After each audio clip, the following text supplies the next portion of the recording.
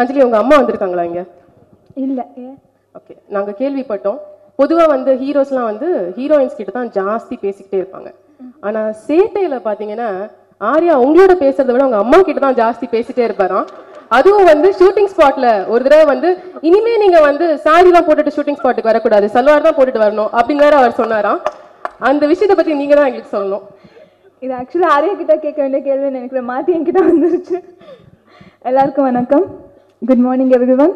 ஆமாம், ஆக்சுவலாக வந்து எங்கள் அம்மா சல்வார் போட மாட்டாங்க, ஆர்யா மாற்றிட்டாரு. நீங்கள் ஏன் சாரீ கட்டுறீங்க, அந்த மாடர்னா வாங்க, ட்ரெண்ட் மாறிடுச்சு, ஸோ நீங்கள் சல்வார் நெக்ஸ்ட் ஷெட்யூலில் நான் பார்க்கும்போது சல்வார் தான் போடணும்னு சொல்லியிருக்காங்க. என்ன ஒரு அப்சர்வேஷன், பாராட்டணும் இந்த மாதிரி விஷயங்கள். ஆமாம், எங்கள் அம்மா மேலே ரொம்ப அப்சர்வேஷனாக இருக்கு. ஓகே, ஸோ அடுத்ததான் வந்து இப்போ ஆமாம் 2 கேள்வி உங்களுக்கும் இருக்கு. பொதுவாக வந்து 2 ஹீரோயின்ஸ் இருந்தாலே அந்த இடத்துல ஏதாவது ஒரு சண்டை, ஒரு பிரச்சனை இருந்துட்டு தான் இருக்கும். இப்ப சப்போஸ் 2 ஹீரோஸ் இருந்துட்டாங்கன்னா அதே படத்துல அது பேலன்ஸ் ஆயிடும். ஒரு ஹீரோ ஒரு ஹீரோயின் அவங்களுக்குள்ள அந்த கெமிஸ்ட்ரி பாட்னி அதெல்லாம் அவங்க ஒர்க் அவுட் பண்ணிட்டு இருக்கிறதுனால வந்து ஹீரோயின் சண்டை இருக்காது. ஆனா இப்போ சேட்டை பொறுத்த வரைக்கும் உங்க 2 பேருக்குமே வந்து ஹீரோ ஆர்யா தான். ஸோ இப்போ கூட பாத்தீங்கன்னா உங்க 2 பேரையும் பிரிச்சு வைக்கணும் அப்படின்னு சொல்லிட்டு நடுவில் அவர் உட்காந்துட்டு இருக்காரு.